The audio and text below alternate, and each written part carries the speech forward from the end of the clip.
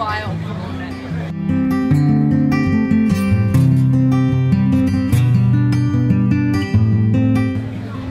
Dis 'n voorreg. Dit is so 'n voorreg om te sien hoe alle mense harde werk, almal wat saamgewerk het, hoe dit alles net bymekaar kom vir vandag. Ja, net dankie sê vir almal wat betrokke was en vir die Here ook. Dit is regtig awesome.